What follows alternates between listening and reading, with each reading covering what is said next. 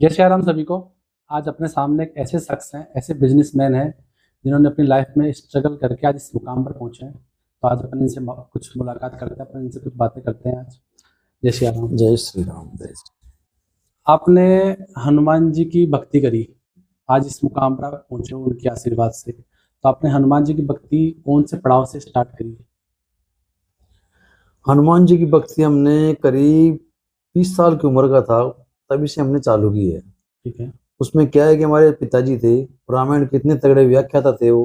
ठीक है। मतलब अच्छा सा पंडित भी उनके सामने फैल हो जाता था। रामायण पढ़ने के बहुत तगड़े मास्टर थे वो। ठीक है।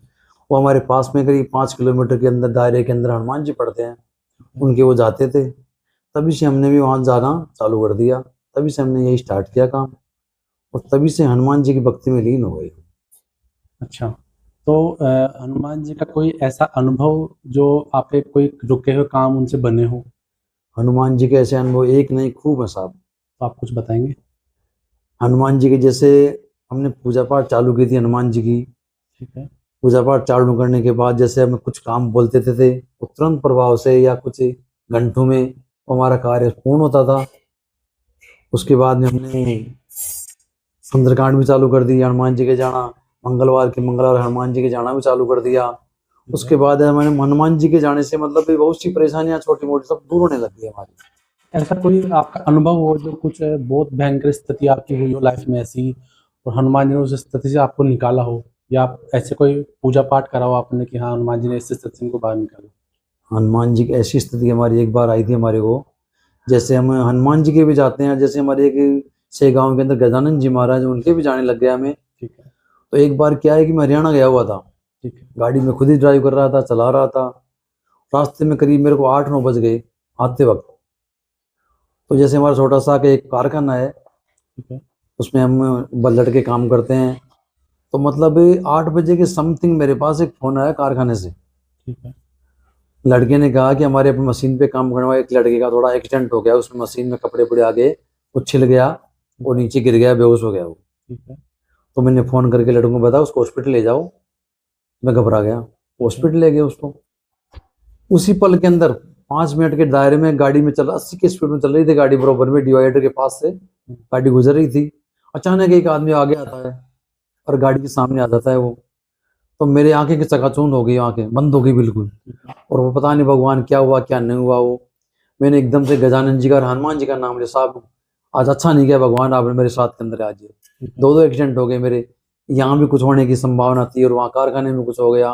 तो मतलब मैंने उनका नाम लिया था, सिर्फ उनका नाम लेने के मात्र में ही मैं करीब लाम घबरा तो गया मैं, और मैं करीब 50 किलोमीटर चल दिया, रोका नहीं गाड़ी को, मैं निकली। अरे ऐसा कुछ हुआ भी नहीं था, पता नहीं कोई आ गए थे या कुछ आ गया, कुछ भी आ गया वो, लेकिन ऐसा कुछ हुआ नहीं। कारखाने में अकस्मात एक्सीडेंट हो गया था उसमें तो। लेकिन 50 किलोमीटर चलने के बाद मैंने गाड़ी साइड में लगाई, गाड़ी को रोकी मैंने। तो गाड़ी के देखा तो गाड़ी के भी कुछ नहीं हो रहा था, गाड़ी भी सेफ थी। और फिर मैंने कारखाने में फोन लगाया तो लड़के क्या एक्सरा वगैरह सब किया, लेकिन वो बच गया, उसे कुछ नहीं लगा ज्यादा, उसके चोट वोट नहीं आई। तो ऐसे चमत्कार मानता हूँ मैं हनुमान जी का और गजानन जी का, ये चमत्कार ही मानता हूँ मैं। मतलब बोलने के अकस्मात से सब काम सेट हो गया मेरा। ठीक है। तो ये चमत्कार ही हनुमान जी का मेरी तरफ से साथ। और भी कोई ऐसा कोई चमत्कार हो लाइफ में आपके? और चमत्कार एक बार मैं वैष्णो देवी गया था। वैष्णो देवी गया तो नीचे कटरा नीचे बैठा हुआ था मैं। तो मतलब उस टाइम क्या है कि लगभग ये 25 साल पहले की बात है। तो उस टाइम आतंकवाद थोड़ा फैला हुआ था, तो मैं थोड़ा साइड में था, एक स्कूटर के अंदर बम रखा हुआ था। तो मैं करीब 50 मीटर के दायरे दूर था, 50 मीटर स्कूटर से 50 मीटर दूर था मैं। उसके अंदर बम फटा एक। अच्छा। स्कूटर के अंदर तो बम फटा, तो मतलब कुछ लोग जख्मी हो गए। मैंने भगवान कहा भगवान ये क्या हुआ, लेकिन अपने तो कुछ ना तो कुछ आँच आई ना कुछ बात हुई ऐसी। मतलब मैं तो कोई विपदा आती है तो मैं उसी का नाम लेता हूँ, साहब मेरा संकट दूर कर देता है। ठीक है। अभी आप जो गजानन जी महाराज का आपने जिक्र किया, ये मतलब कौन है, इनके बारे में कुछ बताएंगे आप? ये गजानन जी महाराज महाराष्ट्र के अंदर सेगांव में पड़ते हैं। ठीक है। इनके मतलब करीब 150 वर्ष पहले इनका वहां पे जन्म हुआ था या कुछ प्रकट हुए थे वो। तो उसी मतलब हमारे एक मेरा बच्चा है खुद का, वो वहां गया था एक बार, उन्होंने कहा कि पापा जी आप वहां गजानन जी की जाके आओ, अच्छा काम है, बड़े जगह है, सब काम सिद्ध भी होते हैं, कुछ कहोगे तो वो भी सही होता है। तो साहब मैं वहां गया, तो वहां जाने से मेरे अच्छे को फल मिला मेरे को। मैं वहाँ पे 5-6 बार चला गया, हर मतलब करीब करीब में हर गर्मियों के अंदर जाता रहता हूँ एक बार, हर साल रहता है हर जी? साल जाता रहता हूँ। अच्छी जगह है, बढ़िया काम है, जो कुछ बोलता हूँ वो गजानन जी हमारा पूर्ण करते हैं। कोई ऐसे काम नहीं बन रहा मेरा तो गजानन जी का नाम लेता हूँ तो पूर्ण बन जाता है वो। मेरे जैसे दोस्त हैं उनको मैंने कई बार बताया, वो बोलते गण गण गणात बोलते। मैंने अपने कारखाने के अंदर अपने मतलब पार्ट्स बनाता हूँ, उसके ऊपर भी ये मोड़ लगाता हूँ, मैं गजानन जी की मोड़ लगाता हूँ। बढ़िया काम चल रहा है, और गजानन जी महाराज हनुमान जी का बढ़िया काम हो सामने, तो आपने भी, भगवान साक्षात दिखते हैं मेरे को सामने। ठीक है, आपने भी जो बोला गण गण गणात बोलते, ये क्या चीज़ है? ये गण गण गणात बोलते हैं, गजानन जी महाराज अपने मुख से निकालते थे शब्द। ठीक उस है। टाइम जैसे प्रकट हुए थे वहां पे, कोई भी शब्द में गण गण गणात बोलते थे। तो सब मैंने भी यही सोच लिया कि अपने भी गण गण गणात यही लिखना चालू करो। तो मैंने मशीनों के ऊपर सब जगह ये गण गण गणात लिखना चालू कर दिया। इससे कोई मेरे को नुकसान भी नहीं हुआ, इससे अच्छा हुआ में से कोई मार का समझो कुछ ही मानो। जैसे कर्नाटक वगैरह यूपी के अंदर मेरी मशीनें, उनकी यही लिखा हुआ है बोर्ड के ऊपर गण गण गणात बोलते। मैंने मन से लिखना चालू कर दिया।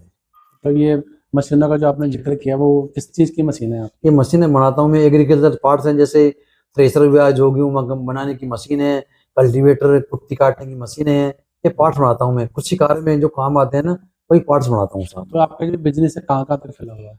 ये बिजनेस मेरा ज्यादा लंबा तो नहीं है, लेकिन फिर भी जैसे अपना काम चल जाता है।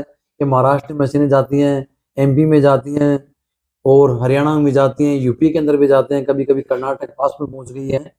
और बड़ा ठीक ठाक बड़ा काम चल रहा है साहब। अच्छा, ठीक है। और आप मुझे ये बताइए, आजकल की जो जनरेशन है वो मोबाइल ज़्यादा यूज़ करती है, और जैसे माँ बाप की सेवा नहीं करना, गाली गलौज करना, आज का जो समय आ रहा है कलयुग बहुत गंदा आ रहा है।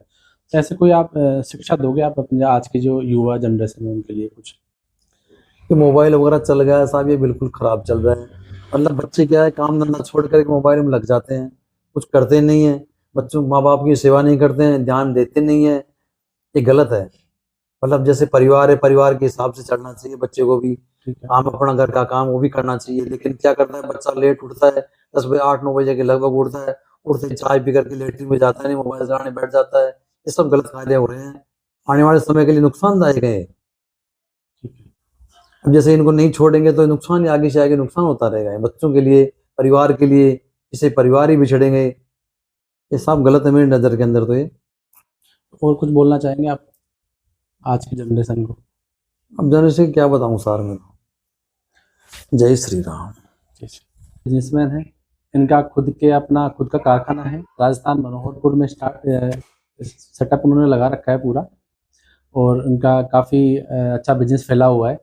अगर आप इनसे अगर आपको कांटेक्ट करना हो तो डिस्क्रिप्शन में इनके नंबर आपको मिल जाएंगे, आप उनसे कांटेक्ट करके जो भी आपको मशीनें बनवानी हो तो आप बनवा सकते हैं। जैसे